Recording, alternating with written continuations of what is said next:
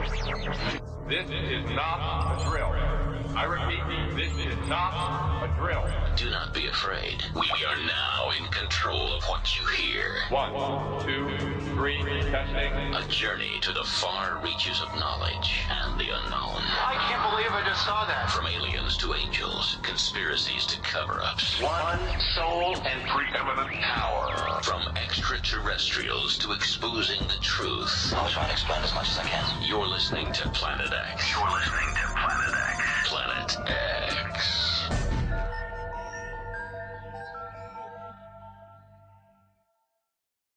This is Planet X. Planet X. Broadcasting to you from the studios of Planet X, this is The Tony Topping Show.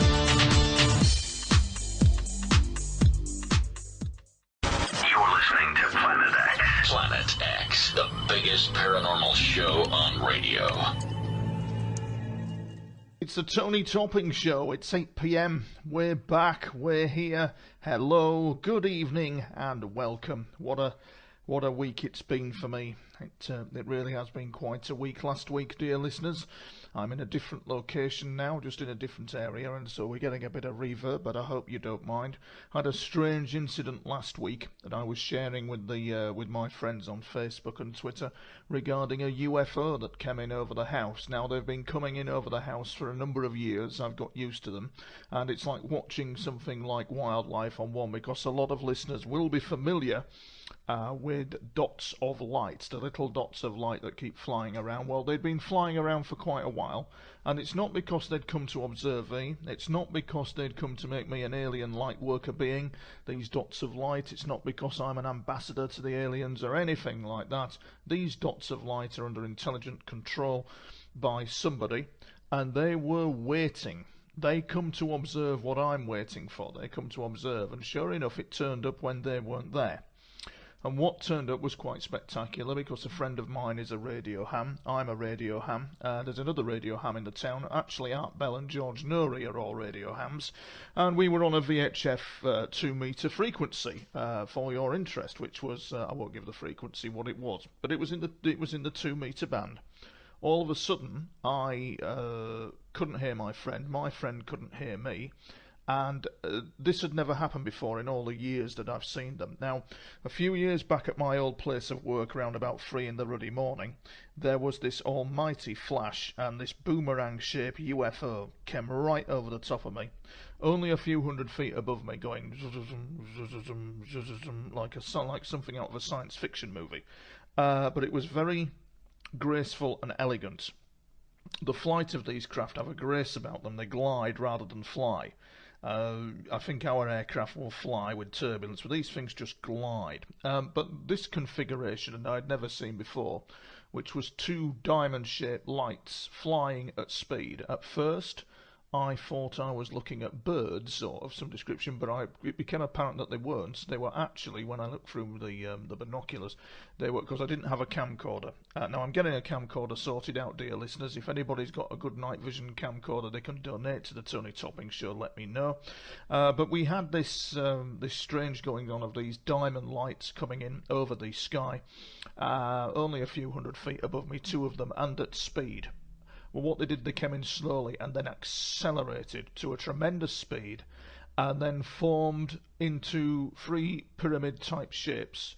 It was as if it had transmorphed itself into something else, and was joined by a 3rd diamond-shape object, making it 3 in total, but it was all one craft, and it disappeared into the clouds. And this was seen by another friend of mine who is also a radio ham. Now, interestingly enough, dear listener, that actually means I haven't been the same again since that event. I've become quite awake to the suffering of the world that we face, and what's written in the UFO books about interaction with UFOs and what you go through in real life with them are two entirely different things. And so that happened to me last week. It also happened to me a few weeks back as well when we had the dots of light coming in. I was speaking to my mate on VHF once again. He said, "Where have you gone for 10 minutes?" I said, "I've been calling you." He said, "No, you haven't." And I'd had these dot of light objects over the area. So it's interesting. Communication with radio amateurs and UFOs is a very interesting subject indeed. There are quite a few radio hams out there who are licensed and have had interaction with UFOs, one radio ham in particular, and we will talk about him tonight on the show. We're going to talk about this radio ham tonight. It was a British radio ham, his interaction with UFOs and how the authorities were watching him. He claimed to have had communication with them. Also, there is an incident in Chile where some radio hams claim on a frequency of about 26 megs to have had interaction with UFOs. The UFO came over the radio frequency and said, "Can you keep your distance with your boat, please, because we're emitting a high level of radiation. We need to keep your boat back." Which fascinated the occupants of the boat, who got all excited. Can I get excited with it all? Well, we had George Galloway on last week. Absolutely superb, statesmanlike in his response to the Syria situation. While all the other sides were trying to bomb and gas each other and fund each other, George came out with some very sensible suggestions. I did feel he was really good. He's a great guest. Charlie Sheen, if you are listening, I have lost your email. Can you email me again? I can't find it anywhere. You get in contact. Charlie Sheen, the Charlie Sheen. Lost your email. Get in contact. We've got some big names coming on the show. We certainly have, just to propel it into the next universe, etc., etc. So keep listening, dear listeners. And over now to the weird world of Tony Topping. Yes, my weird world. It's very interesting indeed, which I'm going to tell you a bit about tonight. I'm going to tell you a bit about some of the humorous things that have gone on with me, which is all very interesting. I've breathed in, listeners, by the way, in case there have been complaints that I actually need my nose blowing, but I take a breath, and this microphone picks it up that accurately that it appears as if I've got a nasal problem. I haven't. I'm going to change the microphone. I'm going to get a new one. There's some things that people don't know about me in the world of the media, for example, which I'm trying to get into. Well, I am into, actually. I suppose I'm quite well known now. I never thought I'd eventually get there. But it hasn't been. In the early days, all sorts happened to me. I was mistaken when I was little. For example, when I was about 9, some poor bloke parked an Austin Maxi round the back of our house, and we turned it into a U-boat. It was a laugh a minute. The Austin Maxi was functioning at the time, and he thought he'd leave it there for his holidays. Actually, it had run out of tax. We converted it into a U-boat. We got Mum's makeup. We put U571 on it. We got a conning tower on it. We thought we were in a submarine. It was absolutely incredible. We had an incredible time with it, this Austin Maxi. And the poor chap returned thinking that he'd got his car intact. Unfortunately, some local idiots burnt it to the ground. He was very, very disappointed, but he couldn't believe it, because before it was burnt to the ground, he discovered that we'd turned it into a ruddy U-boat with stickers on it and all that kind of thing. And it became our submarine. We had the cardboard conning tower. We wrote U597 on it with a with a pen. It was unbelievable, absolutely unbelievable. My life has never been as it appears, dear listener. I developed a web page on UFOs. Now that was called etlife.co.uk, but that's all changed now. I'm TonyTopping.co.uk, and I think if anyone has a right to such a claim of being in the weird and wacky world of people and UFOs, alien interaction, shadow governments, black helicopters, and my espionage pieces that talk of psychic spying and Cold War operations, which is also something we're going to discuss this evening. I could actually create a fictional past. I could actually make it up as I go along, and nobody would would be none the wiser. I don't wear a tinfoil hat. That is another saga. So if anybody thinks I wear a tinfoil hat outside my local Tesco's, including any smart-ass production people out there, think again. The other thing I often get from people when I meet them in this game is I work for them. Meaning that there is some kind of spook agency that they work for. It's a classic line said by a few people who I've met. I work for them, whoever them are. And the other belters are the anonymous emails that I receive from so-called secret government insiders and secret agents who talk to me about declassifying UFOs and then refer to their management as him upstairs says, him upstairs has information, him upstairs, not being in control of the classified information, expect more, etc. And nothing happened. And they're all at it, really. There's the guy who seriously thinks that Obama travelled to Mars in 1980. Then there are those in the UFO field who have got it down to a fine art of saying everything and not saying anything. That's a very fine art. A very fine art indeed, dear listener, of saying everything and yet not saying anything. It's a very fine art, leaving you scratching your head as to what's happened to you if you've had interaction with UFOs, etc., etc. Not good, really, not good. But it's an art, a definite art. If you listen carefully, there's been a number of people that I've listened to who I think were going to be good people to listen to, but say nothing, but yet have said everything. It's quite bizarre. And it's abound, I think, is the UFO world, with people who worked at Area 51 as well. That's another popular one, or recovered the downed saucer. Yet when you check them out, they're a security guard. You know, I worked at Area 51, I did this, I did that, but they're a security guard. And I think the world of spies is no different. It certainly isn't. In fact, oddly enough, for your listeners' interest, the British Army have a whole section dedicated to such people who pretend to be something they are not. And the Army have got a thing called the Army Rumour Service, or ARS as it's called, and they spent a lot of time looking at all this. And came out, they took it very seriously, even though it's humorous. They figured out that such people were referred to as waltz.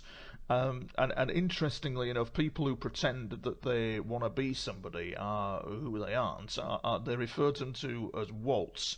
And they have their own Walt command and their own Walt hunters. So the man who claims to have been in the Falkland Islands with the 2nd Parachute Regiment better watch out, because they hunt out such frauds, and they do. They've got it to a fine art. And so the term "them" in terms of the waltz is claimed to be those who are mainly who've served in the SAS. There's one in every pub across the land, isn't there, dear listener, including the Lamb and Flag, who served in the SAS. What they haven't done isn't worth doing. There's that guy who walks in the Lamb and Flag who claims to have been chased by helicopters and UFOs. He's a right one. Oh, that's me, isn't it? Anyway, never mind. But before all they know me at the Lamb and Flag, don't worry. Oh dear. Anyway, yes. So, but my introduction to this concept of waltzing came many years ago, before all the comedy capers began, in a pub one evening, as I talked to a female sports instructor from the local college with a mate of mine. And I claimed to be an RAF pilot instructor from the local RAF base. Now, I knew my stuff about all this, and it was bluffing. I was bluffing her quite happily, until she asked if I thought female pilots were slower than men. Slightly drunk, I proceeded to tell her in my professional opinion that women were slower to respond and were bad pilots. At that point she went nuts and threatened to report me. And that I should not be doing such a job. So I was so convincing that I had to come clean. I also had to have,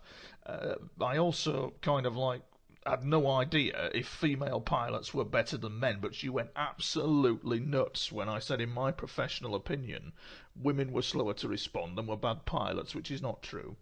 Not true at all. So there you go. But that was my introduction to trying to be a military style waltz. When it comes to waltzing, they always get caught out. And waltzing, according to the people in the military, stems from the film The Secret Life of Walter Mitty. And one who led a secret identity or a double life according to the Army Rumour Service, was used to describe someone who was a waltz, one who inspired to be in the Special Forces. This later changed to those who pretend to be in the Force or pretend to be more daring than they are. So I have a standing joke that I pretend to be the spy, you know, it's a standing joke with me. I'm a bit of an armchair espionage pundit on spy matters. I just love that kind of thing. And UFOs as well. I'm not an armchair pundit on the UFO subject, however. I've been on the receiving end of some very dodgy goings on with that, so there's no waltzing there. I could quite easily pretend to be someone I'm not, but people know me. People know, well, what they see is what they get, and that's it. But I've had some hilarious incidents with people claiming to be spy waltz, claiming to be spies, claiming to be this, claiming to be that, because of the nature of what I do. I'm known, so I come across these people. And my mate does as well. We're going to interview him on the programme. My mate, Confessions of a London Gigolo. He's absolutely unbelievable. He moves in certain circles. He slept with a very famous actress who we cannot go into details about. We certainly can't, but he extraordinary. He's an extraordinary guy. We're going to have him on the show. He's my best mate, one of my best mates actually, because you know I've got a number of friends. A couple of them treat me like brothers, which is, you know, a real good thing. It really is. There are all kinds of reports of people pretending to be secret agents. I always refer to John Le Carre when he says the lives of those involved in the subject of counter-terrorism are high-stressed, high-pressure environments, which they are, and the stakes are very high on that. With a very real-life game, it's very different. It's not a game, you know. It's not a game that these people who posing as spies think it is. It's not some kid's outing. I know I've been on the receiving end of it. Whether people like that or not. One listener last week said he was sick of my lies, this, that and the other. Well, tough, matey. I say what I think. Bit like Mr. Galloway. I say what I think. You know where the tuning dial is. Turn away if you don't want to listen. But I do say what I think, whether people like that or not, and that's what I think. And you know, I've appeared for the BBC, Channel 4, and it's all very interesting. I'm a bit of an international man of mystery. Interestingly enough, however, when you come across these people who pretend to be what I would call the spy waltz or the military waltz, in some cases they can be female. And more often than not, when I'm out with my mate, who's a bit of a gigolo, he's well known as to being a love guru and very much a ladies' man. He knows what he's doing in that area, hence him being a gigolo. And it's very interesting indeed, and it's. We were in the pub at Primrose Hill a few we regularly hang out in the pub called the Queen's. I go to the Lamb and Flag, but the regular pub is actually the Queen's on Primrose Hill. You'll often see us in the Queen's on Primrose Hill. We like to be part of the Primrose Hill jet set. We're going to get a dog called Tyson, because everyone in Primrose Hill has a dog, so to fit in we need a dog. But we were sat in the Queen's, and we sat next to these two girls, and it was quite interesting because these people were these girls were spy waltz. They claimed to be spies or whatever. It was such an odd conversation. And I suppose if you were the KGB or it was the height of the Cold War, just pop into the Queen's at Primrose Hill and listen, because all will be revealed. and it was two of them. I'll never forget it. There were two of them. They were my first spy waltz that I met. And one of them proceeded to tell me that she worked for a branch of the Foreign Offices, and their office were located in, so she said, well, we all know where, but we cannot say, she said, Jane Bond this was. She then began to tell us of the dreadful mess her section that she worked in the FO faced in Iraq. Because when they got to Iraq, they were all shocked because all of Saddam's WMD had vanished. And if truth be known, nobody knew who had taken them. But they were certainly out of the country. She suspected a terror cell in Germany, but was not sure. She proceeded to tell me other details, by which time my mate, who was drunk, as he does, was making a romantic interest with Spy Walt number 2, who was equally hilarious. She was fascinating because she wanted to know all about this film project that I was working on. which didn't actually quite come to fruition. But she also said that she worked for the same department as the other girl. My mate's now in a drunken stupor, and they're telling him to be quiet and shut up, and they're chatting away to me. And she said that she would have to leave the country on a project that she was doing. We'll just call the country in question Walterland. And she claimed to say that the country was unstable, and she was involved in an operation to get the matter sorted, wink wink. She then proceeded to say that if you hear in the news of revolution in that country, it will be all my fault. And me and my friend were astounded when 6 months down the line we saw in the papers the very nation she spoke of in the middle of a revolution. Actually, my mate, he was so persistent. He turns around to her, he says, I'm angry at you, he says to her, because I've not had a snog out of you, and goes off snogging her in the corner. It's just absolutely hilarious. And the famous line, controversial it is of me to say, they would both say before saying anything, which was just absolutely unbelievable. My mate, who's a real ladies' man, was sat in the Fox in Wimbledon. And what he does is he attacks like a dive bomber with the opposite sex. Now, when he's down south, that's all right. But when he's up north and he tries this patter with the northern ladies, they just go, yeah, whatever, on your bike, mate. Because the charm just doesn't work. It seems to work with the southern girlies, but not with the... So we go into this pub in Wimbledon, and I'm sat with him, and he goes through this patter which gives me bouts of nausea, but anyway, frankly, there you go. And he sees these group of girls dancing, and he says, good evening, girls, and presents his business card, gives them this routine patter, and starts working his charm on these lasses who are celebrating a birthday. And there's this pretty brunette girl who succumbs to his charm, and he then... And she then presents him with a warrant card, and it turns out they were police murder squad on a birthday outing.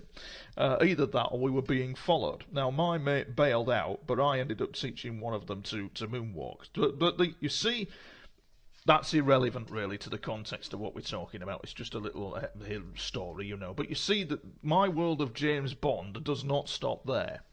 Because the world, dear listener, of the UFO conference is another Walt zone, and you meet the highly classified special ops spy Walt who claimed to work at Rudloe Manor on top secret projects. The Rudloe Manor is, of course, as we all know, where the RAF keep the alien saucer from the planet Zog. Special operative Nigel, who I met at a UFO conference, knew all about it, but could not tell me. And so the idiot ended every sentence with a smile, and that's classified with a roll of the eyes. Such a technique of denying everything and saying nothing and pretending to be involved in special forces has a special term. According to the Army Rumour Service, who've been researching all this, it's called reverse waltzing. You get that all the time at UFO conferences, I'm sure. But the interesting one was Mike from Birmingham, who actually took me on one side at this UFO conference. Claimed he worked for Claimed he worked for some security service agency. Been quite stressful, he says, old boy. Been quite stressful. Absolute lunatic. Then proceeds to tell me about the special operation that went down in Birmingham near a chip shop as men in black, government-style operatives, proceeded to pounce on a man who had a face like a duck. I proceeded to send him on his way. I sent him on his way, but he brought out this bloody diary. This bloody diary, dear listener, of... how can I describe it? I know what the aliens are, he said to me. And I'm looking at him, and he produced this. He says, I keep a journal. Now, I've kept journals, but this was just off the wall. So, takes this journal out, and he's reading it to me. Well, he's not reading it to me. He's showing me these images, and he's drawn images of. Well, there's no other way to put it really. He's just drawn images of private parts and that and the other. The man had real problems. So the organisers just sent him on his way. The poor man. But yeah, face like a duck. Man arrested in Birmingham, he was an alien, he had a face like a duck. But he's not to be outdone. Oh no, Nigel was not to be outdone. I met another guy called Dave, and he also knew where the aliens came from as well. He stunk of kebab and old socks. He really did. And he proceeded to share with me classified information about the alien threat. But he showed me, just unbelievable. He showed me these pictures that he'd also done that were just absolutely crap. I mean, children could have done, and they bear no relevance whatsoever to what was going on. And it was just so bizarre. The other thing was when I ran a market stall in York, and I mentioned on my Facebook page was this nation being overrun by Russian spies? 2 days later, a man with a mobile phone speaking Russian simply stood near my stall looking at all my stock and then wandered off. And he stood there for a good 2 minutes. Now, the thing is that a Walt moment? Does the Kremlin have me monitored, or was he looking for the kebab shop, dear listener? That's the question. But I think the most serious waltzing incident that occurred that concerned me the most happened a few years ago in a pub near Number 10, which was always odd. I found this incident quite odd. My mate at the time was once again eating Brahms and Liszt. We'd gone out on the lash. I was sober, and we sat there having a pint, as you do. And I was thinking to myself, as I sat in the pub, I was probably having an international man of mystery Walt moment myself, and I'm thinking, am I being watched? Now remember, dear listener, I have been followed. That is no joke. I have been followed. I have been under surveillance. I know what this is about. That is no lie. It actually happened in all that. And very interesting to note that there was a woman sat in this pub who was like Miss Marple, and she had a friend of her who said that she worked for BT. And then the conversation turned to the fact that she didn't work for BT, but worked for MI5, and proceeded to tell me that this, that, and the other, but couldn't tell me a lot. Now, the problem I have with this is, of course, dear listener, that they can't tell you whether they work for such an organisation or they don't. But she indicated, I indicated, should I say, that you must have a file on me a mile wide then, which was very odd. But she proceeded to tell me something that happened during the time of 7/7, where they'd found other devices in other places, and that was not reported in the public domain. And I think it's a bit, in view of all I've been through, I think it's a bit tasteless to continue that conversation about what she said, really, because I don't think that is a, what's the word I'm looking for? I don't know whether she was joking or whether she wasn't. And if she was joking, it's not right to talk about it. But if she wasn't joking, it is. But anyway, basically, there was other devices in other cities on that day that had been defused, according to her boyfriend, who had worked in this game as well. And it's, I'll never know what this grey world was I've walked into. It's surprising what the public do not know. But needless to say, those who are posing as pretend spies, these people who are pretend spies, leave a trail of mayhem behind them. They certainly do. They break lives posing as kind of like, there was a guy who was a spy who posed at a tube station with a pet dog on a drug search. There was another guy who duped people out of millions, I think it was thousands, claiming to be a spy, and it leaves a trail of mayhem, an absolute trail of mayhem behind it. And I suppose likewise you have a scenario where you have a situation going on where people who have been abducted by UFOs or are involved in all this can't seem to get to the bottom of things either, because you've got people who are claiming to channel aliens and do this and do that and the other, and it leaves them wanting more. It leaves you kind of like at a loss to discuss what has gone on. It really does. I know in my first, the other things about, I'm ranting now, listeners, I'm just chatting away here, but the other thing that happened to me was the fact that on my first TV appearance for Sky, I was mistaken as an adult film actor. I got into the back of the taxi. I said, take me to the studio. And the taxi said, "Oh, I know you are, mate. Oh, you're one of them, aren't you? Oh, rubber-dub-dub, you're one of them. The grannies are the worst, you know. The grannies, they come from Essex. They're up for it, you know. You see the girls, you know, with the high heels on and the fur coats, rubber-dub-dub." And I'm thinking, wondering what's he on about? It turns out there was an adult film studio nearby the other studio where I was going to, and he thought that I was one of the adult actors, which was absolutely hilarious. If it wasn't, just hilarious it was. And he mistook me for an adult film actor. The other one was when I was leaving a hotel and I had a horse charging at me down the street. That was quite funny. I couldn't believe it. And I walk out the hotel and I look at it and I go, "Oh, Tony, there's a horse charging towards you." The bloody thing was coming at me at speed. You know, so having been filmed by unmarked helicopters, chased by UFOs in farmers' fields, it's the crazy world of Tony Topping. This is the Tony Topping Show. It's Planet X. Get in touch with Planet X. Call, text, email. Find us on Facebook. It's Planet X, it's the Tony Topping Show, and on to something else which is of interest in the world of psychic espionage, which is something I actually specialise in and understand fully. I've had to understand it because of the circumstances and experiences that I found myself in, being targeted in the way that I was, in a very unique way. And oddly enough, we have a guest on the show called Irene Allen, who has wrote a book called The Psychic Spy, which is meant to be a work of fiction, but gives insight, very interesting insight, into British MI6 remote viewing operations during the Cold War and the Falklands War. Now, the MOD did a thing on remote viewing regarding the fact that they said that it was useless. BS. That's absolute rot. It isn't useless. It's still going strong, I would suggest.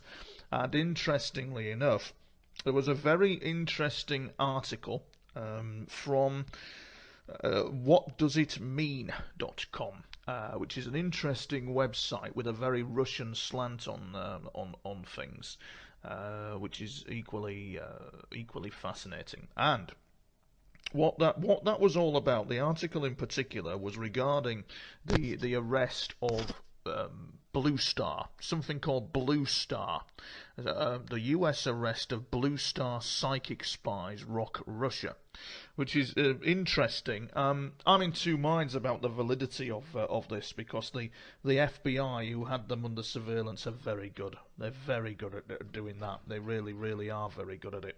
And interestingly enough, these 10 psychic spies, the so-called spying incident that happened, these 10 psychic spies were placed into deep cover in the United States by the Committee for State Security. Actually, it's actually the SVR. But anyway, the KGB stands for the Committee for State Security, and then the Foreign Intelligence Service, SVR, it's now known as. They attempted to radiate half of London in an incident that happened where the Met Police were running around in circles trying to fathom out what was going on. Interestingly enough, in I Spy magazine, which is a magazine I read, there was also some goings-on to do with an assassination attempt and all that kind of thing. Lethal, absolutely lethal. But it is interesting that the FSB and other organisations within Russia that deal with matters like this have studied the Illuminati and conspiracy as a matter of national security. They've assessed it as to what kind of threat it is and what it does.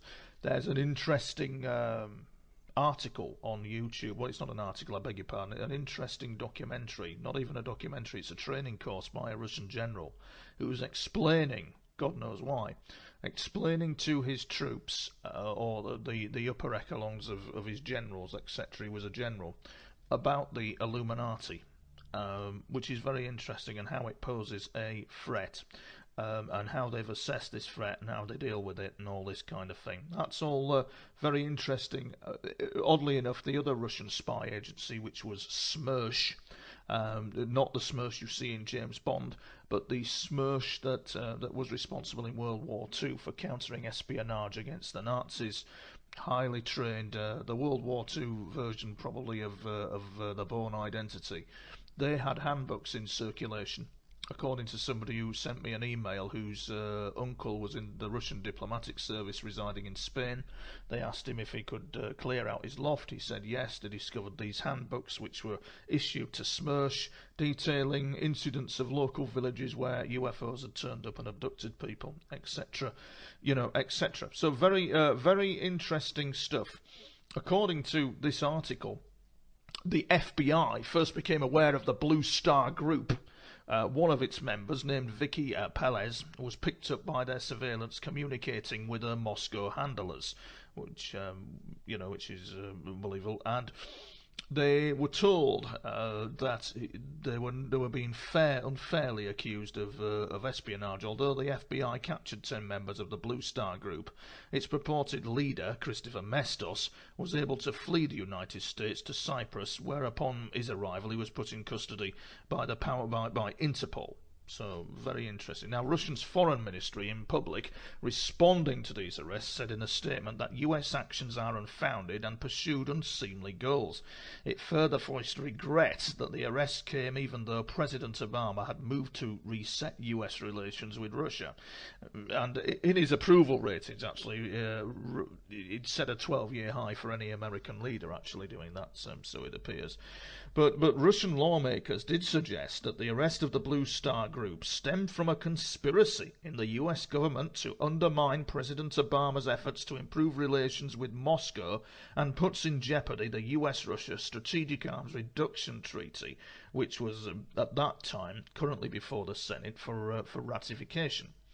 Important to note that the US-Russian Strategic Arms Reduction Treaty does allow both American and Russian Blue Star-type groups to continue operating in each countries. So what you've got is a group of psychic spies allowed to operate in each country, which is, according to this, which is very interesting indeed. Which is a fact that's not been told to people in the US, and there's been no release of the minutes of the treaty negotiations regarding this.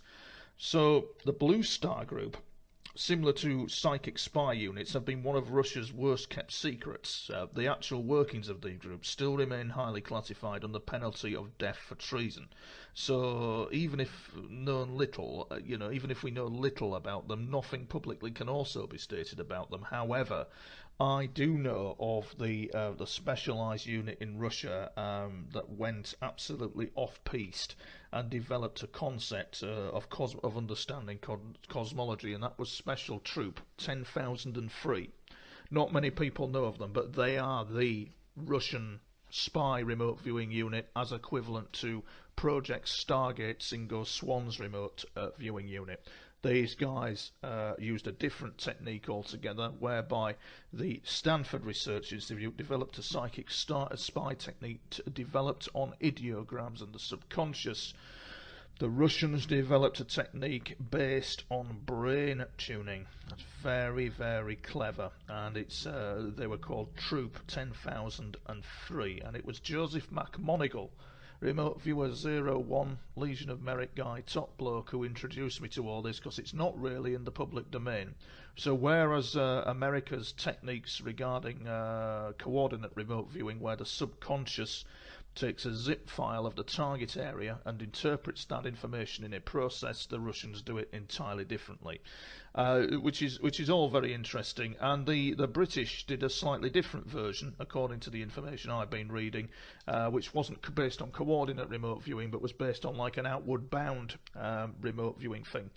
The outward bound thing was done by Skip Atwater, who was in charge of a project called Gondola Wish, which was one of America's most classified psychic spy projects. He tried this outward bound remote viewing thing, but found it too cumbersome and too slow. So they stuck to the good old coordinate remote viewing. Very interesting. What can be stated, I think, on this regarding these Blue Star groups, if it is correct, is that it was based on the mother of psychic research, a lady called Nina Kulagina, if that's the correct pronunciation. Now, she rose to prominence due to her incredible psychic powers that were first identified during the depths of World War II in the Battle of Leningrad, where she distinguished herself as a hero. So the main function of the Blue Star Group was in their ability to do what is commonly referred to as remote viewing, which is the ability to gather information about distant or unseen target using paranormal means and extrasensory perception. Now, take note, dear listener, what this research I'm looking at fails to tell you is the Americans call the remote viewer a remote viewer, but the Russians call the remote viewer an information channel operator, who used the process of meta-contact. But the categories were different. It was remote viewer for America, and it was information channel operator for the KGB. So, just a piece of useless information, but absolutely fascinating, considering you look at the mainstream media and they continue to deny. It's very interesting indeed. Yeah, so the main function of the Blue Star Group was their ability to gather information about unseen targets using paranormal means. Now, according to according to somebody I spoke to who was a former, well, it was written as a work of fiction, but according to somebody who was involved in all this with British intelligence, and we can't say who they were, the Russians were the best at this. Well, they would be, because they alarmed. That was why Project Stargate was born into being, the remote viewing program Project Stargate, because of Russia's and in fact Czechoslovakian developments into psychic research for psychic spying. Very interesting indeed. And the Americans had been funded by Claiborne Pell. And they started funding their extrasensory research because they'd found a gap in it. They used to call him Senator Oddball, which is very interesting. Yeah, very interesting indeed, and that developed into the Stargate project, which was the umbrella code name of one of several sub-projects established by the Yanks to investigate the reality and potential of military and domestic applications of psychic phenomena, particularly remote viewing. And the projects were said to be active from the 1970s through to 1995. Stanford Research, a company called Stanford Research, SRI, did a lot of research into this. Meanwhile, the Russians at the other end were thundering on with their research, and it appeared the British were as well. They were all at it, which they would be if it gives them half the chance. The thing as well is there was another thing called 8 ability. There was a famous remote viewer called Lynn Buchanan, who cited something called 8 ability, which is the ability to influence events and situations. And it was called 8 ability under the term of 8 martinis because they needed 8 martinis, or they had 8 martinis to toast the success of their remote influencing techniques, and that's called 8 ability. Now the thing is with remote influencing is you won't hear any of that read on the net. We're quite happy to be drawing targets and coordinates and all that kind of thing, but you won't hear anything on the net really about 8 ability, which is also very interesting as well. So, documents released in Britain under the Freedom of Information Act still indicates that the UK, that this was all still going on. This psychic spy operation was still going on as late as 2002. The Federal Security Bureau in Russia stated from research as well that it still exists today, which is very interesting. I do recommend Joseph McMoneagle's book Memoirs of a Psychic Spy. What I'm trying to communicate with you is that John Ronson's book, The Men Who Stare at Goats, and that film bears nothing to what I'm talking about. The real life of this, as we will discover, is far removed from what I'm talking, from what Mr. Ronson and that film is talking about. It just really is. It's brutal, and it takes a toll on people. Gives them post-traumatic stress disorder, etc., etc. Now, according to some SVR sources, the arrest of the Blue Star psychic spies by American intelligence by American intelligence agents is directly related to information they had been sending back to the Kremlin about a state of near-total or all-out war expected to begin in the United States after their citizens begin discovering the shocking truth about the catastrophic oil spill in the Gulf of Mexico, that it could kill tens of millions of people. Now, obviously, we know that that's just absolute BS. That hasn't happened, so we know that a lot of it, hasn't happened. But it is interesting to note that Anna Chapman, who was also one of these spies who was arrested and worked in the UK, also now presents her own paranormal TV program, and that's very interesting indeed. So the Russians developed this technique. They developed it to a level, to a standard, where it developed into something where it understood the cosmos. A lot of guys and girls who were involved in the remote viewing programs had deep spiritual awakenings, and they developed an understanding. The Russians, under the guidance of a man called Alexi U Savin, they've developed an understanding called New Cosmology. It understood man in the cosmos. It understood. This was all from their psychic spying research, and they just didn't. They just didn't do it ad hoc. They had quality research. It was very interesting indeed what they did. They had quality control coming in. They had to control all the data, and the information channel operators, they were channeling guides, spirit guides. But it wasn't just where the CIA tried this in the 1950s under something called MK Often, which didn't quite work out, where they decided that they would use psychic spies to contact dead agents with any further information they could give them. The Russians, however, did a different technique altogether, based on a tuning fork technique, where the brain resonates like a tuning fork with the cosmos, where the DNA and the other parts of the brain resonate like a tuning fork for maximum capability. And it had great results, and that was called New Cosmology.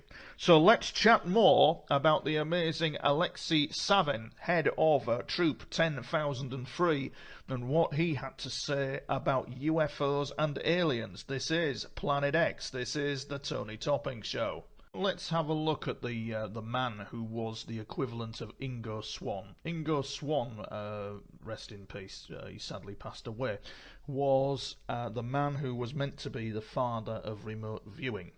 Now, according to Joseph McMoneagle, his equivalent number was a man called Alexi U Savin, who commanded Troop 10,003, which was the Russian KGB psychic remote viewing unit. The Russians were highly respected at that time in this subject. They were the best what they did, and they developed a system that, as I said earlier, that was radically different to what the Americans had developed in terms of psychic spying. Now, interestingly enough, he's quoted in the media. Not many people know Mr. Savin. He's quoted in the media. One of his counterparts has written a book about meta-channeling, about these techniques. It's sat there. It actually is sat there, and nobody wants to publish it because it's probably got a lot of good and cracking info in it. And I'll give you, at the end of the show, I will give you the website of where to go to look at this. Keep it to yourselves, listeners. It's top secret, the website address I'm going to give you. Not a lot of people know about it. So, yeah, where are we? Yes. The Soviet Ministry of Defense were working on creating superhuman beings with paranormal abilities. It was like an X-Files thing. Well, they claimed, and they probably would have done it as well, I do believe, because they knew what they were doing. They'd got the technique sussed.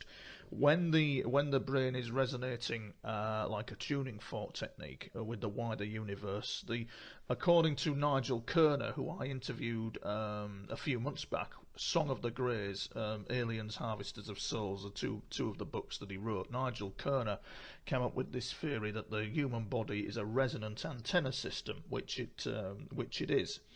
Now, interestingly enough, the head of this top secret project was indeed Alexi Savin, and he indicated, it's not a claim because his work's widely respected, but in the late 1980s, he doesn't mention Troop 10,003 here, but it is Troop 10,003, but he refers to them as the Expert Management Unit of the General Staff.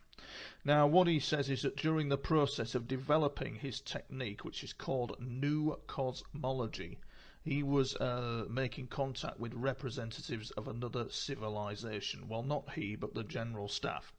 None of the journalists were none of the journalists who were chatting about this to him were surprised. They were rather relieved with the confession, because oddly enough, I think in other countries, India, for example, Peru, Brazil, Chile, this is all quite open. They're all quite open about this. And certainly Russia has explored the UFO subject for ages, and don't get me wrong, that country has no halo around its head at all, but it's just what goes on in terms of my subject and what goes on their developments is seldom looked at in terms of psychic espionage. Seldom looked at indeed. So, Vasily Yemenko was a general in the FIB reserve. And he was at the Academy of Security and Defence and Law Enforcement. Now, he spoke to the press first and indicated in Soviet times he served in the KGB and supervised the Air Force and the development of aviation technology. Now, among his assignments was a collection of information by the Air Force of the facts of appearance of unidentified flying objects. They probably weren't aware that Smersh, back in the day under Stalin, we're also gathering information about this. So it's very, very interesting indeed.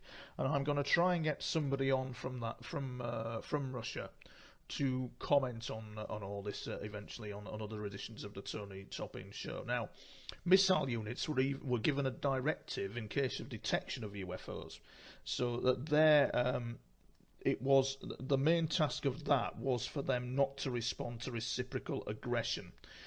Because they found that I think there was an incident not widely reported where a flying triangle UFO attacked a missile battery in Russia. There's also the incident as well of an undersea UFO incident in Russia with Russian Navy divers, where they attempted, or what they thought they would capture, some beings under a lake.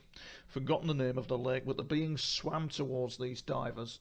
The divers decided that they would try and capture them with nets, and the divers were thrown out of the water. True story, seemingly. One of them had the bends. They surfaced that quickly.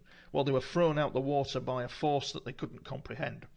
The world is a mysterious place. It really, really is a mysterious place. And at that time, the KGB was gathering a large-scale study of the paranormal phenomena. The military training that was involved in all this was in full swing, and UFOs were always appearing where weapons and military equipment were being tested.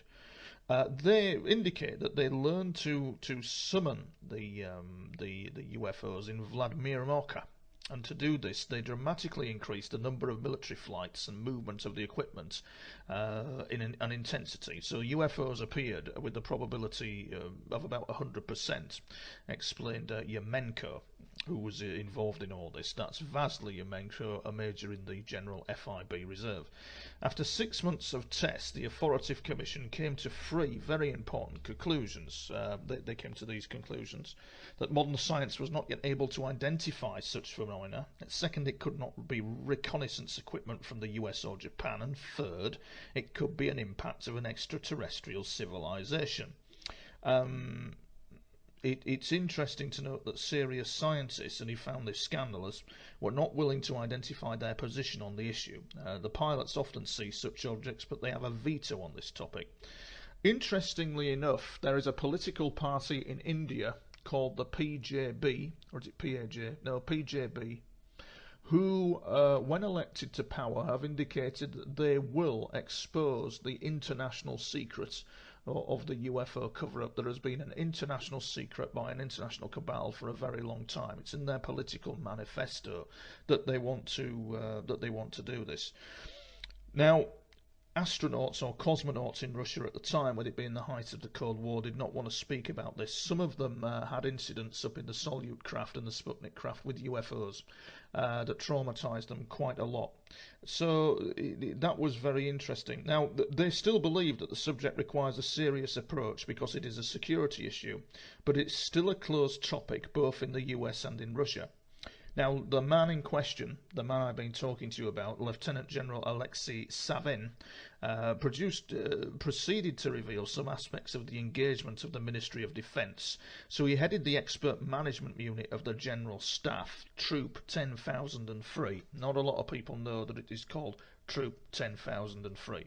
Boy, you're getting spoilt tonight, listeners. Good grief, you are. The main project of this unit was to discover intellectual human resources and to identify ways to make the human brain work in a special regime of superpowers, the tuning fork technique, making a person a superhuman. It works, actually. It works, bizarrely, and I can't even begin to describe how it works. But it works. It's an awareness technique, and it seems to work very well. Interestingly enough, they used 200 highly skilled professionals from across Russia that participated in the program. They came to the conclusion, he's describing the concept of new cosmology here. Now, he's not mentioned new cosmology and he's not mentioned Troop 10,003, but what they did conclude was that the human body was an energy and information system that receives information from outside. This is precisely why a human can, of course, manifest paranormal abilities and at some level even superhuman powers. So Alexi, in order to identify this external source of information, created 3 teams. One group was formed from scientists, another from military, and the third was composed of women. Aha. Now, the group of women made the most significant progress in the research. Way to go, sisters. They wanted to make contact with representatives of other civilizations and did it. Now, oddly enough, people will think what they will here. During the course of my experiences with dealing with UFOs, the people behind those objects are mainly women. And they are not what you would think they look like. They're not like little green men. They look like us. In a lot of cases, you will hear former military veterans in the US who have attended UFO recoveries in very shocked states because they look nothing like us, and yet they do. And some of them are tall in height, blonde, blue-eyed. But in this case, they have always been, yes, they've always been female, which is absolutely, which is rather fascinating. It's fascinating at a number of levels for me, which I won't reveal in public. A very personal level. There's things that have gone on with me that don't seem to run in tandem with what is going on at another level. There's 2 levels to all this, so it's very interesting, considering that my life has been quite an abusive one, and I've suffered for that ever since in terms of relationships, etc., etc. I'm trying to get that all sorted out now. I think you do, dear listener. I think you reach an epoch, don't you, where you have to change and you have to sort these things out. So, but there you go. So, but basically, what they did, the special method that they developed, that I found elements to all this, but I can't quite find the technique, unlike the Yanks who do the subconscious ideogram technique. Alexi Savin explained that they tuned the brain. The brain had an energy contour. You had to tune it to an energy contour, to a particular wavelength like a radio. Now, no hypnosis or drugs or other similar methods were used in the course of these experiments. A special system was developed to separate the incoming reports from hallucinations and insanity of the experiment participations. Because, yes, it can send you absolutely nuts, can all this. It really, really can. And what they were trying to do, they had a quality control system in place, which was very strict, so they could differentiate and get a chance of physical contact. He claimed that there was physical contact with them. 2 of them even managed to visit an alien ship, according to him, and representatives of extraterrestrial civilizations revealed themselves gradually, giving away the information as they saw fit. This was at the height of the Cold War with the KGB, and I reckon that info is probably out there, very real, and is known, but it's not in circulation at the moment. Because, as Philip Corso said, love him or hate him, you were dealing with foreign technology acquisition, and foreign technology acquisition meant foreign, as in foreign countries, and as in aliens, who are classed by governments as a foreign country, a foreign military, and a foreign government, and it's just absolutely fascinating. Now, Savin has never talked about this before. Remember, he was head of the Russian remote viewing team, Troop 10,003, and he kind of like was looking at this information, and they learned that no information on the military, on their military, could be obtained. They are very aware of these things in the UFOs, of our militaries. They're very aware of them. They're very aware of how we have developed nuclear. That is a very big issue. And these ETs, according to Savin, talked about government structure and education. The only thing they agreed to share was a scheme of equipment for the diagnosis and treatment of various diseases. The head of this experiment for the Russians explained that humans were like small children to them. Our civilization is too young to be of interest to them as a subject for dialogue, stated the ETs, because we are also a part of the universe. We may harm ourselves and other civilizations with our foolish actions. Is their perception of human beings. They refer to human beings, from my experiences, as natives. The natives. The natives with dangerous toys, especially when it comes to nuclear power. Very interesting. Very interesting. Even I, as I say this to you, think to myself, did that really happen? Was that really the thing that happened? And yes, it was. And it had been developed for several years, this program. This information that I'm coming out with is not publicly known on the in the public domain. This is what Savin discovered even more. He just went really into it with his special unit. But politics intervened in about 1993, and the study was stopped. The unit was disbanded. Now, he's not mentioning the unit 10,003. It was called Troop Unit 10,003. But he's not mentioned that anywhere. He's talking about a special component of the general management staff, and that's also very interesting that he's alluded not to mention that. Very interesting indeed. The documents regarding this, only a small number of documents have been retained. Most of them, including photo reports, are still in the archives of the Russian Ministry of Defense. Now, incidentally, the unique method for the development of these phenomenal abilities of an individual, until recently, was used in the academy, named after Gagarin, until it was disbanded by the former Defense Minister Zhukov. Yet the core research team was preserved and is still preserved. So they're still out there, are these guys. They're still out there, ladies and gents, and at the end of the Tony Topping Show, I'll give you the link where you can go and take a look. Now, 4 years ago, they tried to repeat this experiment of the brain-tuning contour wave process, according to Savin, and it was successful. And today this work continues, it really does, and brains and talented people are still present in the defence industry, which is interesting. When Pravda asked him this question, it was decided he was going to announce it to the media, and he said, why hide something from people? Instead, they need to prepare for new challenges, and he believes that there are two global challenges today: climate change and shortage of drinking water. Russia has a special role in this process. When we pass the point of bifurcation, people from all over the world will run to us. How we will meet them? With weapons? Of course. We will have to negotiate. Maybe all this is a puzzle from the textbook for young civilizations, and perhaps aliens have arranged an experiment to see how we would handle it. That man is amazing. Alexi Savin of Troop 10,003, the Russian equivalent of Ingo Swann, explaining how his unit, with his techniques, encountered ETs who never be prepared for what they look like. This is the Tony Topping Show. It's Planet X. Planet X. The truth is on air. So, here we go. Good evening once again, listeners, and it's time for our special guest on the Tony Topping Show. We've been talking about psychic espionage.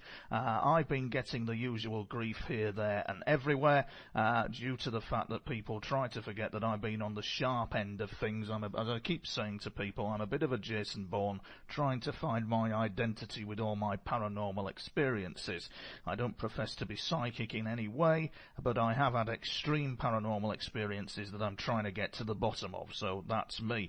And interestingly enough, we are joined by Irene, and we're joined by Mark, and Irene has written a book called The Psychic Spy, which is a work of fiction.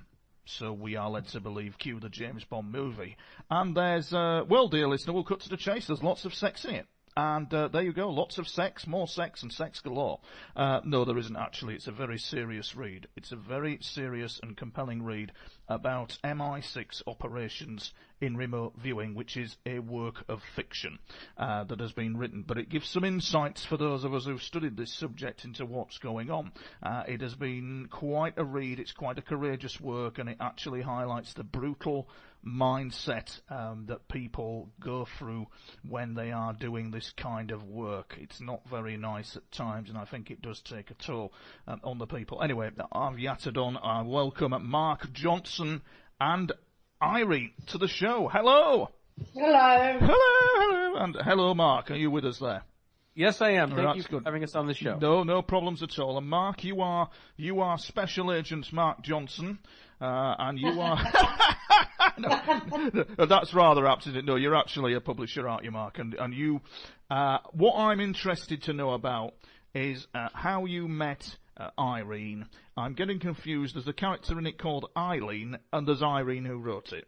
And it's causing me no end of confusion, I kid you not. Anyway, how did you meet Irene? How did this all come about, Mark? I'm interested to know. Well, I met Irene, Irene Allen Block, when I was introduced to her as being the head of Spirit Rescue International. And I'm being a paranormal investigator myself. We got together. I joined her group, and I've been working with them for a while. And I've been very impressed with her background and experiences. And she told me about this book idea that she was working on. And she started sending me chapters, and I instantly fell in love with this book. So I helped her to edit it and finished the book, and together we used that to launch our new publishing company, Glenn and Ty. And The Psychic Spy is our premier book, and it just was released last week. Yeah, indeed. So, and I think we'll find that MI6 are Britain's foreign intelligence service. They're in charge of gathering intelligence on foreign espionage targets, aren't they? And the thing with that is when the British public look at remote viewing and psychic spying, they'll see an MOD thing regarding this where the Ministry of Defence turn around and go, oh, there's not much going on with that. When in fact this book gives some very interesting insights into what was actually going on with Britain regarding this. And I know the founder of remote viewing, Ingo Swann in the United States, discovered that MI5 had been using psychic spies from 1900. In fact, the equivalent of MI6 had actually been using psychic spies under the first kind of foreign espionage service in Britain under Sir Francis Walsingham. And so these kind of things, what amazed me in the book, Mark, is the bit to do with the Falkland Islands and the way the remote viewing unit was deployed during that. Now, I didn't know anything about that, and I found it absolutely fascinating. Is it true to say that it's doing well at the moment? How did you find? Were you astounded by the material in it, including every position in the Kama Sutra? It's steamy, listeners. It's really steamy. Yeah, let's just say that, there's a little real bit life book. experiences. Yes. Yeah. It's a little bit in the book for everyone. And, that there's adventure, there's romance, there's political intrigue. And again, with each chapter, Irene, when she would send it over to me, I was just astounded and enthralled by this material.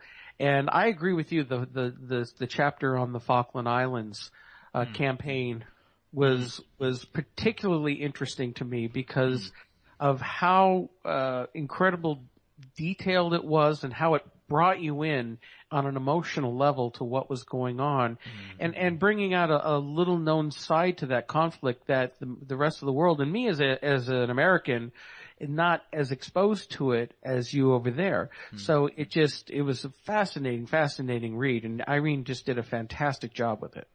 Yes, it certainly looks like it, and it certainly looks as if the British technique was based on like an outward bounding remote viewing technique, an out of body remote viewing technique, where the Americans based it on like a subliminal zip file type ideogram technique. You've got to remember that Eileen was trained by a Russian. So was she? Yes, she was. Ah, right. Now that's interesting, because from what I was told, the character in the book was trained by somebody called D. Now, have I missed something there? No. No? No. He was head of MI6. Right. In the book. Right. I thought in the James Bond movies it was C M. is today, or M was in James Bond. D. I could hardly C, could I, or M? So I chose D. And you chose D. Now, are you a fan of the spy movies then, Irene? Are you a fan of the Bourne trilogies and John le Carre and stuff like that? No, Brian, my husband, he is. He loves Jason Bourne. Yeah, and he's always got it on the television, so I go in the other room. Have you seen any of the Jason Bourne movies at all? No, I don't watch television. You don't watch television? I don't watch television. I don't read the newspapers. I don't do any of that sort of thing. Right, no. Because of my remote viewing, so... Right, I get you. Are you just distorted then? I think we've still got you online. Yeah, we have. Yeah, no, that's okay. The reason why I say that is because prevailing throughout the book is this subtle frog in boiling water, subtle turning up the heat of pressure on the person in the remote viewing unit. And I know that Ingo Swan's team were under immense pressure. And to look at Ingo Swan speaking, you would think he was a gentleman, but he probably was, but he's sadly passed away now. But the pressure was immense. What kind of pressure is your character under, who you wrote about in the book? In terms of, it seems to me, would you agree in saying that there's a gentle rise of pressure on them? It all seems like a jolly jape. Girl in a travel agency... They were gentle with her in the beginning, but as time got on, the pressure really turned up. Yeah. And she had to produce the goods, sort of thing. Yes. And that was it. The Russian that actually trained her, Matthew, that was he actually, in the book, he was trained in Russia as a psychic spy. He came over got over to England, was taken on by the MI6, and trained the team from there. Why did they recruit a Russian then? I mean, John le Carre aptly names MI6 as the circus. Why did the... He's a double... He's a double... In the work of fiction, he's a double agent, was he? No, he wasn't a double agent. Now, because I've reread and edited the book so often that I know it better than Irene. But he was a defector and came over to England and was immediately implemented by MI6. Right. And I think it's no secret that the Russian psychic programs were far more advanced than what the UK and the US had.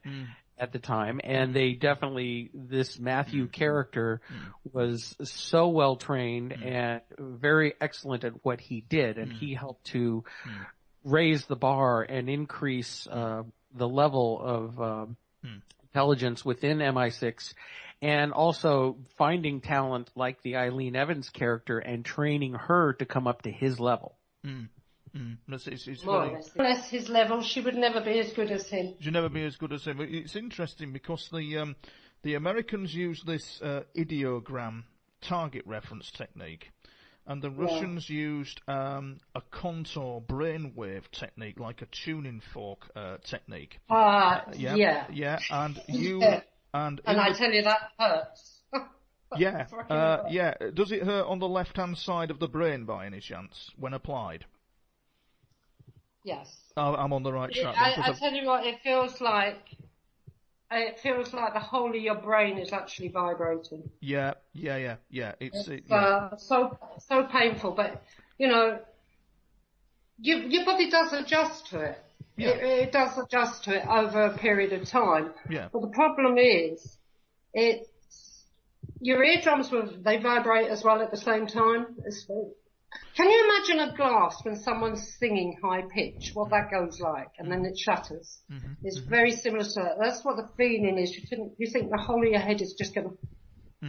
Well, I'm talking too much, aren't I? It's interesting because the Russian technique, what is quoted as being the brainwave contour technique. Although if I look on the internet, I can see everything there is to do with the ideogram technique used in coordinate remote viewing. Yeah. I can see everything there is with Courtney Brown's SRV and David Morehouse's technique. But when it comes to, as they were known, as I've said previously, Troop 10,003, which is the Russian KGB unit responsible for remote viewing, there isn't a technique anywhere. It's not publicised. And it's interesting how secret, in the book, MI6 were at covering their tracks using something called a subspace aspect. Now, I'm intrigued by that one. I've heard that term before. What is that different to coordinate remote viewing? So using the subspace, but you were using ideogram techniques as well, weren't you, in the techniques? So it read in the book. But what's the differences? What is a subspace aspect? Not really. In those days, it was called the soul side. Right. This subspace side, that's what all it means. It's the soul side. The soul side, yes. Yeah. Right. Yeah. And it's the soul that's projected rather than the actual subconscious, which is the key difference, I think, between the Russian, the US and the Brits. That's why you get a lot of feeling of biolocation. Yeah. Yeah. Two places at the same time. Yeah, yes, indeed, and the pressure that is on when I was reading this book was remarkable. In fact, I thought at times it was tragic, frankly. That I mean, believe it or not, listeners, Irene has a big organisation called Spirit Rescue International. She has a couple of pets.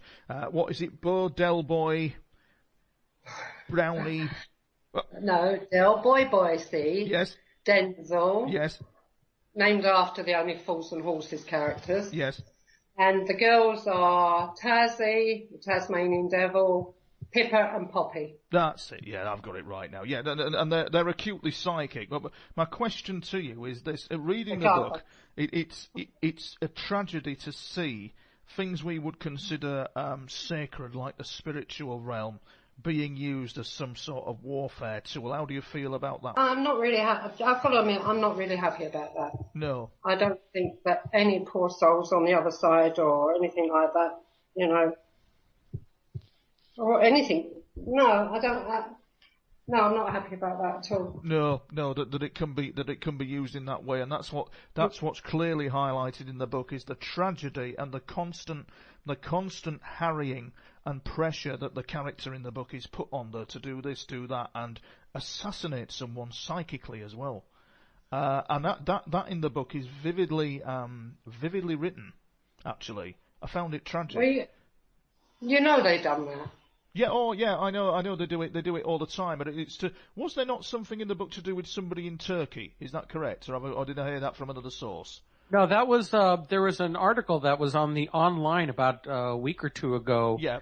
Where they were claiming that somebody in Turkey was assassinated via a psychic assassin. Yes. And so it's still in the news that people claim. And, with these types of assassinations, it's almost a perfect crime. There's no way if they could stop somebody's heart, then it looks like they've just died of a heart attack or natural causes. Mm-hmm. And nobody would be suspicious. There's no chemicals in the blood, no open wounds. It's just that they drop dead. Mm-hmm. Yeah, perfect assassination. But Neela done that. And she wasn't the only one. She done it with the frog. And from there, they took her even further doing it. Yeah, so really... And then she actually died herself of a heart attack. Sorry, you've lost me. Who died? The lady in the book? Kulagina. Right. Neela Kulagina. Right. Yes. Yeah. Right. She tested it out on a frog. She killed the frog, and then this scientist, this skeptical scientist, didn't believe her, so she was put to the test with him. He got to the point where he felt like his chest was going to cave in, or typical symptoms of a heart attack. His breathing got bad, and the medical staff that was in the room at the time had to stop the experiment. Right, I get you. Well, she went even further, and she was a psychic assassin, apparently, using these things. But after she died, you see, then Alaviva came along. Alaviva Gondova, and she was far better than Neela. Right. And so, she's the foe to Eileen in the book. Yeah. It's the one that's after Eileen. And so, the bit about the Falklands War is a particularly fascinating chapter in the book, because Britain is a very secretive nation, isn't it? It doesn't really talk much about that. And there's also the bit to do with the tracking hostages. Anything out of Britain about remote viewing? Yeah, no. Well, there isn't anything available, and this book does give some valuable insights into the hidden area that went on in the area of remote viewing. And what I'm thinking is the Falkland Islands bit where you were tracking, or rather where the fictional character was tracking targets. How successful was that? Successful. Yeah, how successful? It helped an awful lot with the actual the information that was given in the book. Yeah. Is these types of techniques were an invaluable tool that they used to track ship movements. Yes. What the Argentinian fleet was doing, coming in through certain areas. Yeah. Giving it and sending that information out to the troops in the field to prepare for attacks. Because there was, and you have to keep in mind that these types of techniques are part of an overall intelligence gathering, everything being used from satellite data to troops on the ground, boots on the ground, collecting information. And, they compare what, Eileen, the character of Eileen in the book, what she was able to read and pick up on is validated by people who are there. And, it was interesting, and this is one of the fascinating things about it is that the character is able to look not only at what's happening in real time, but also looking in towards future events so that they could plan ahead on how to, when the fleet was coming in from the north, and that actually did happen, although, they actually came in a little bit later because there was a weather delay. So even with looking at the future, there's always a slight possibility that it may not be 100% because the future is still uncertain. Right. Yeah. Yes, I get you. Well, it's certainly not written in stone. But I mean, what was the throwback with the character in your opinion, Irene, being exposed to all this psychic projection? What other events perhaps you didn't write in the book happened that you could perhaps share with the listeners where the character was not exposed to? What things did you not write in? I think that happened to her due to exposure. The next book. That's what. Sorry, Lovey. That's all for the next book. I know, but our listeners want to know. Don't do that to us. We need to know. Give us an example of what perhaps the exposure to all this, apart from post-traumatic stress disorder. That was really bad. Sorry, say again. Post-traumatic stress disorder was really bad. It was really bad. Yeah. How many people were in the unit suffering from that then? In the fictional book, how many people were suffering from that then? Well, out of the viewers, every now and then there'd be one carty sort of sent for counselling sort of thing. But I think with Eileen, what she went through at the very end. Yeah. She had it worse than anyone. Right, yeah.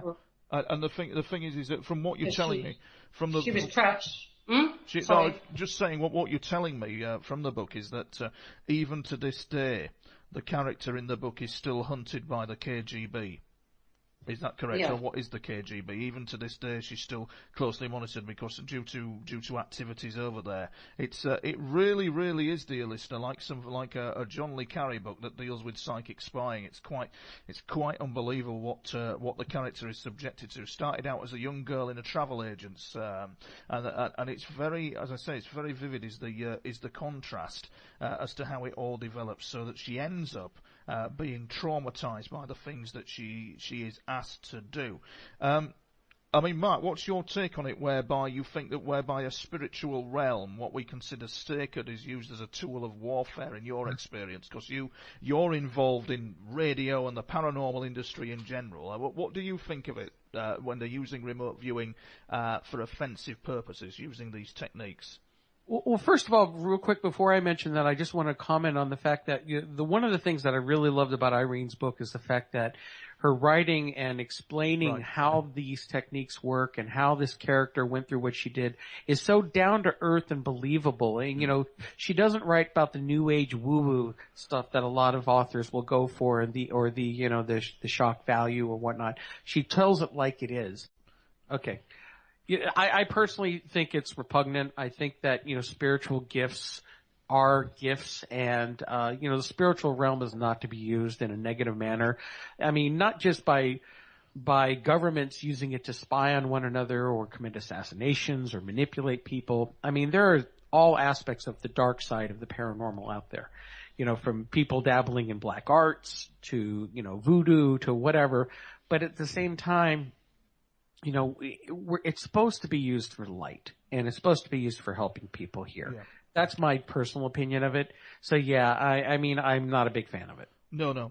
If you look at Joseph Matt-Moneagle, and if you look at the guys involved in the Russian side of things as well during this, they had major spiritual awakenings. I think Skip Atwater, who was in charge of something called Project Gondola Wish, which was used for, I think, offensive psychic operations, he had a massive spiritual awakening from all this. And of course, the Russians developed something called New Cosmology from all this.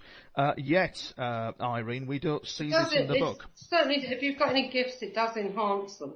Yeah. It really does enhance any gifts you've got. But what I'm saying is, in your book, you don't see anybody from let's say your section of MI6 or whatever in the fictional.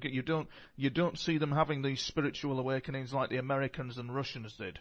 It's all kind of dirty, nasty pressure all the way. You really feel it. You really feel the pressure coming off the page at you. It's I feel for the character, I really do, and what they were subjected to, because it's that mindset that people are not prepared for. I certainly wasn't when it all happened to me. And interestingly enough, just for the listeners' interest, there's actually a full version of the Kama Sutra in the book, isn't there, Irene? There's some real. It is a bit naughty in places. It is, isn't it? It is a bit naughty in places. But I think what it shows once again is the love between two people set against the backdrop of immense pressure and one person not knowing what the other person is doing. Because it's interesting that she was recruited as a young girl working in a travel agency, and then the story actually escalates from there. Nick Redfern actually give you a tremendous, a real good write-up with it. He enjoyed it very much. Did research on Nick Redfern, and he put it on his blog yesterday. Yeah.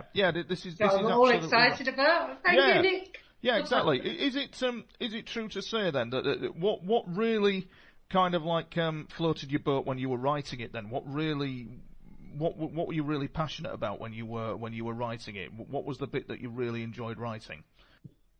Actually, it wasn't so much about enjoying writing it. It went the opposite way with me in a lot of ways. I became down, depressed. Really? It brought back a lot of memory. What is interesting to note is that coming towards the end of the book, the character is still involved in a special unit that deals with bizarre national security issues that may come up. Is that still ongoing then? That, according to your sources, is that still happening? Yeah. Yeah, it's still going on. What kind of things do they have to deal with? And don't say you can't tell because I'll slap you. I don't care what anyone says. In every country, yes, right. What with the Asians and one thing or another into remote viewing now, every country has their remote viewers. They are picking it up. They are improving on it. They've got to keep on top of every other country. Yeah. Well, so they can deny it as much as they like. They've got remote viewers. Right, yeah. Well, I mean, where do you think the American projects went then? I mean, what we've got on the internet at the moment is this nice, fluffy thing that the public see regarding the drawing of targets by subliminal technique, and it's all very nice, and loads of documents declassified about that. But where do you think it's all gone? Because, my God, it's gone somewhere, I think. It's gone a lot deeper than what they're actually saying on the net. Where do you think it's gone, Irene? I've got no idea. I don't keep in with the American side of it. No, but in Britain, I for know they had example, some brilliant remote viewers out there. Yeah. Absolutely brilliant. And they asked. I'm sure they're still working, a lot of them. Right. Speaking from the American side, being over here, I'm going to tell you, the one thing that the American government has been very good at is poo-pooing anything that has to do with psychic development. They've always come out and say, oh yeah, we've experimented with it, it didn't work, and our media is all too happy to go along with it. If you talk to the normal everyday person out here, they think psychic abilities are bunk, that it's not true, that it's charlatans and people trying to pull one over on an unsuspecting public. So it's the perfect cover. They're doing it, they know it exists, but yet they go right along with what the media, and the media I personally think is in their back pockets, to downplay those types of abilities here so that the general public not only doesn't believe it, they don't even want to look into it. If they hear anything, they laugh it off. It's a perfect cover. Yeah, it is. It's an absolute perfect cover. I agree. There is a wall of secrecy around it because it's gone far deeper than what they're letting on, coupled with the fact that there are very dark esoteric forces out there, very dark, that are also probably using this for wrongful ends.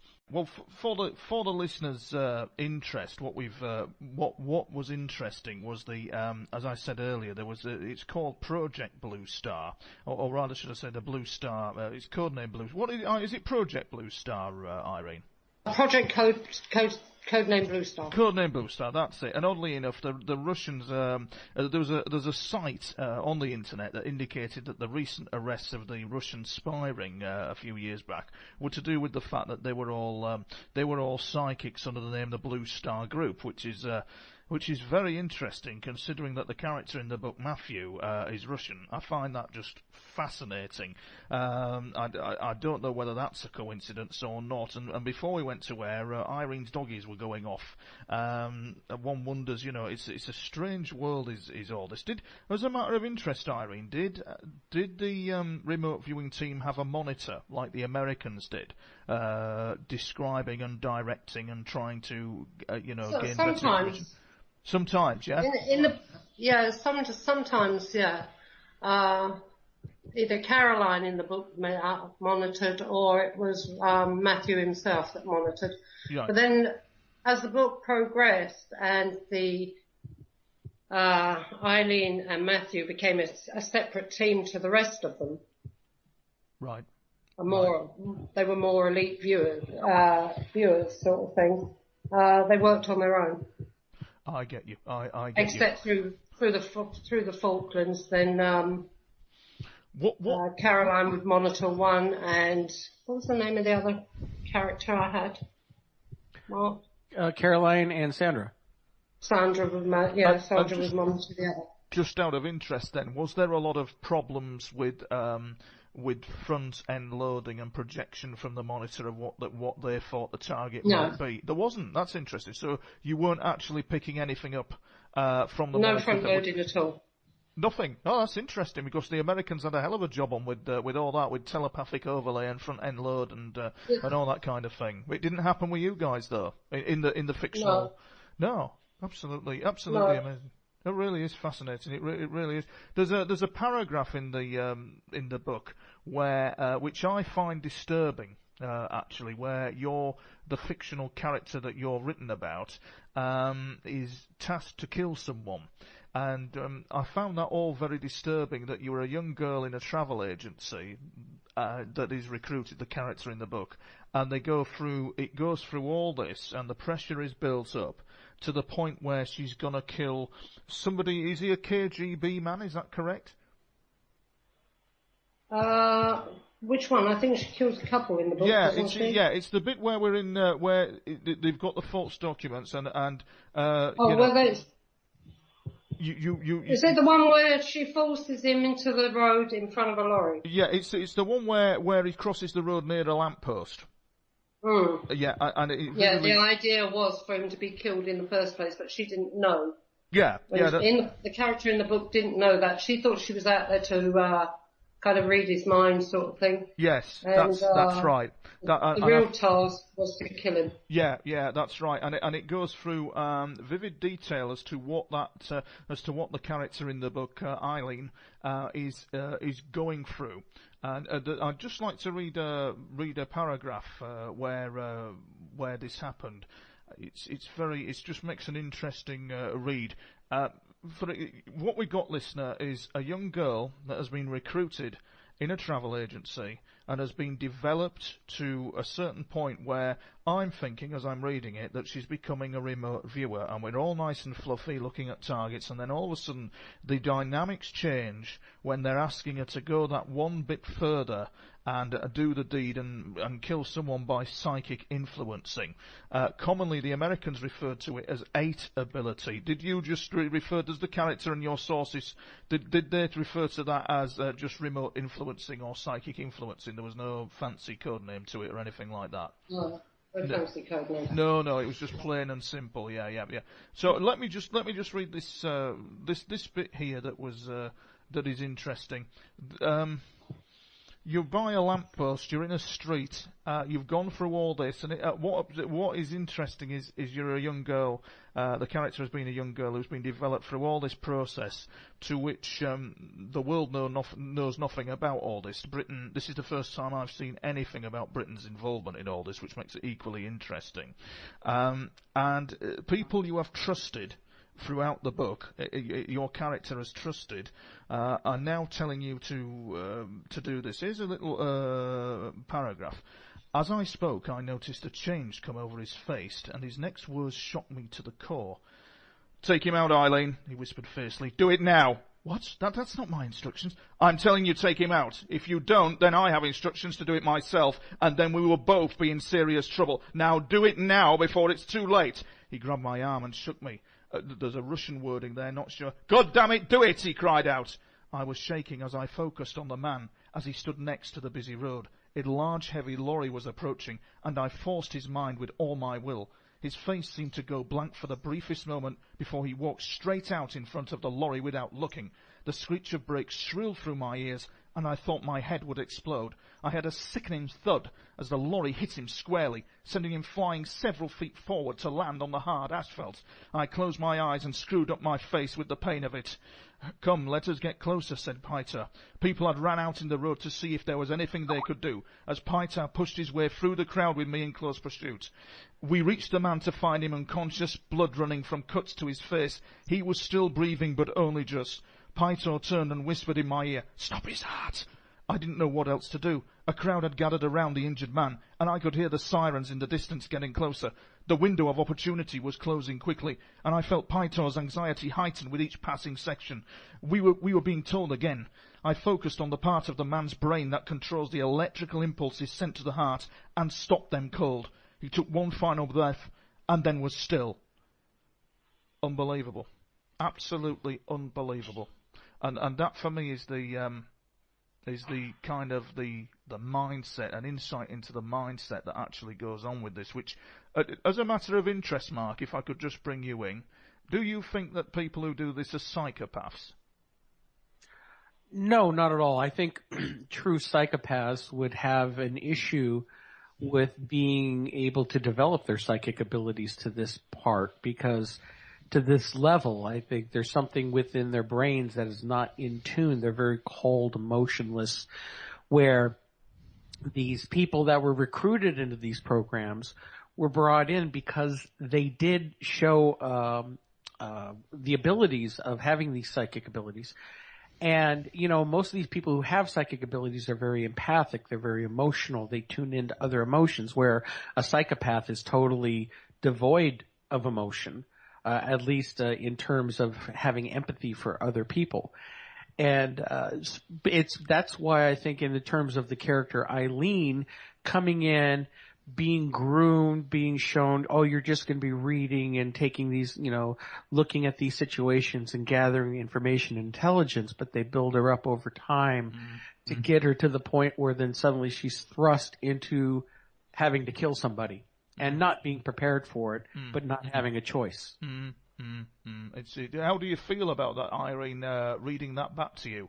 I was a little bit fast on my reading there, but it'll do the job. There's room for improvement on it, but how do you feel about it when you hear that? What do you feel goes through your mind? You read it very well, actually, to tell you the truth. Sorry. It kind of shook me up. Yeah.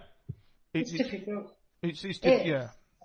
It's kind of brings everything back emotionally and. Yes. Does the person concerned? What is the aftermath of it for them? Do they have to live with this? Obviously. What is the what do they go anger. Through? Anger. Total anger. Yeah. Afterwards, because she'd been duped by them. She'd been used. Yes. She felt used. She was really angry. Yeah. Yeah. She was really, really angry about that. Yeah. Yeah. And she felt betrayed. Everything just went. And even when I was writing it, it was all there. All that betrayal, everything was there. Yeah, it wasn't a very pleasant situation to deal with, and to me, it's as if exploitation was that. As a matter of interest, did the source tell you how much they were paid as a matter of interest for this work?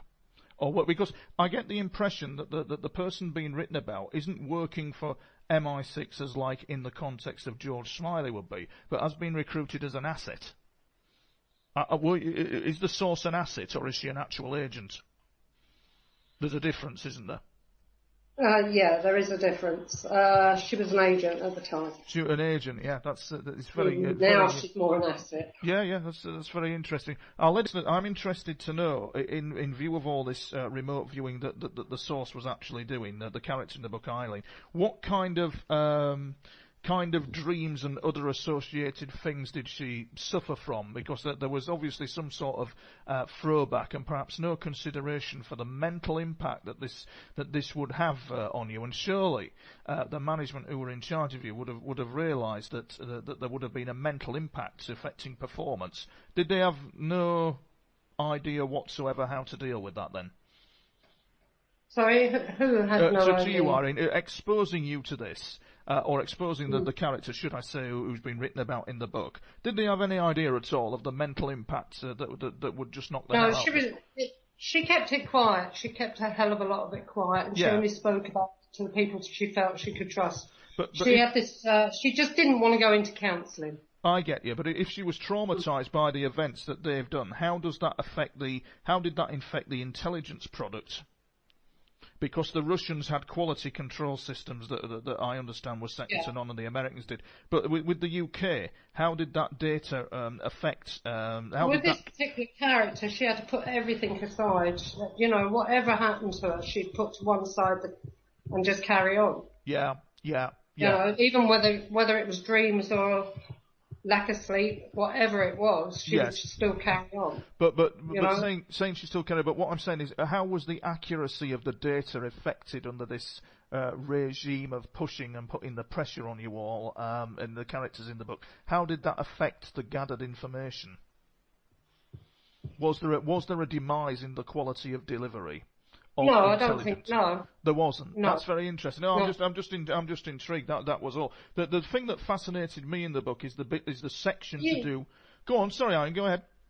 You can't be 100% right all the time. Yeah. Obviously. Right. But no, it never really affected it. Right, I get you. That's very interesting.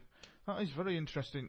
There's an also very interesting chapter in the book, or paragraph, should as well. A whole thing that fascinated me with the Falklands and the remote viewing that the unit did regarding the Falklands. I've not seen this before anyway. I found it absolutely fascinating. The thing that I found fascinating was this reoccurring out-of-body experience or dream that you were having. I'd just like to read it to the listeners. Am I okay to read it out? Because I think the listeners will be fascinated by this. The dream... the character is having a recurring dream all the time of a ship flying the Argentinian flag, suddenly exploding in a giant fireball of smoke and flame, and there were bodies everywhere floating in the water. Scores more people were splashing about, so it reads. Just continue. The ship was on fire, with sailors running about on the deck in panic. As the ship began to sink, I found my attention focused on a young man in the water. I saw myself floating above him as I watched him struggle in the water. The look of fear strong on his face. He looked up, and to my utter astonishment, he reached up towards me, calling out the word Ayuda, I think that's pronounced, help.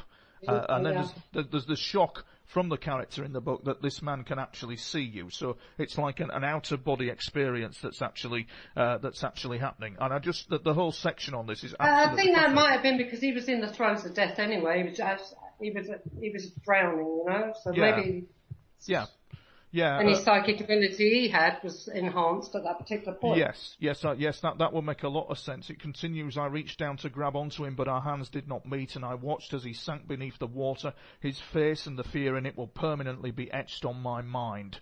I had mistakenly believed these dreams were the result of my tired mind, but never dreamed they could be a real event. I wisely kept quiet about the dreams for fears that Sandra, another character in the book, would think I couldn't handle the workload. And then on May the 2nd, the General Belgrano, an Argentine cruiser, was hit by a torpedo from one of our submarines and sank. The loss of life amounted to more than 300 Argentine sailors. That was when I finally realised that the dreams were in fact premonitions. What is interesting with that is the sentence, his face, it will be permanently etched on my mind. What else was permanently etched on the people who were involved in this unit? What else is permanently etched on their minds is my question, Irene, to you. I don't know. I can't tell you what was etched on their minds. Do you reckon? Is that because it's a secret? You do know, but you can't tell because the source isn't. It's a book. It's a book. Yeah, I know that. I get you. What I'm saying is, what I'm interested to know, what is permanently etched on the character's mind. Is there anything else beyond all this? Is what I'm interested to know that will be etched on her mind for life. Is she traumatised for life after all this? Eileen definitely is. Yeah. Very interesting read. Eileen, yeah, she would be definitely traumatised for life. Yeah. Matthew, not so much. Matthew. There was something strong about Matthew. Right. He was stronger personality. Yes. Maybe it was his upbringing, his training, I don't know. Yes. Yeah. It's just, it really is interesting. There's a thing here that says on June the 8th, something strange happened where instead of viewing into the future, I saw events unfolding in real time. I saw two landing ships preparing to unload soldiers, the RFA Sir Galahad and the RFA Sir Tristram, coming under attack by 3 Argentinian A4 Skyhawks. That's precognitive, is that, isn't it? Anyway, it's just fascinating, absolutely fascinating. And Irene, tell me, where can listeners buy your book from? Or even Mark, tell us. Well, the book is available right now on Amazon, Amazon UK and Amazon.com here in the States. It's also available in a Kindle version. Yeah. And should also soon be available in bookstores. Absolutely excellent stuff. It is an excellent read. Glennet Tie. Sorry, say again. And Glennet Tie. It's available on our publisher's website, theglennetttie.com. Right, that's absolutely fantastic. It's these are what I've picked out, dear listener, are elements that were etched on my mind after reading it, and the mindset involved in getting involved in all this is absolutely unbelievable. If anybody, I always think, dear listener, of the Bourne trilogy, and I think it's the Bourne Ultimatum. It's the third one where they go after the journalist on Waterloo Station, and the mindset and mentality behind going after that individual is just frightening, and it gives an insight, does this book, into all that in a way never seen before. It's the first time ever I've seen anything come out from the camp of British intelligence regarding remote viewing. The last time I was reading that information was in the 1600s and before in the 1500s against the Catholic Church, so it's been fascinating. Irene and Mark, thank you for coming on the Tony Topping Show. It's been a blast, and thank you. And I'm off to the Lamb and Flag for a pint. Are you coming with us? Okay. Thank you, Tony. All right. So catch you later, guys. This is the Tony Topping Show.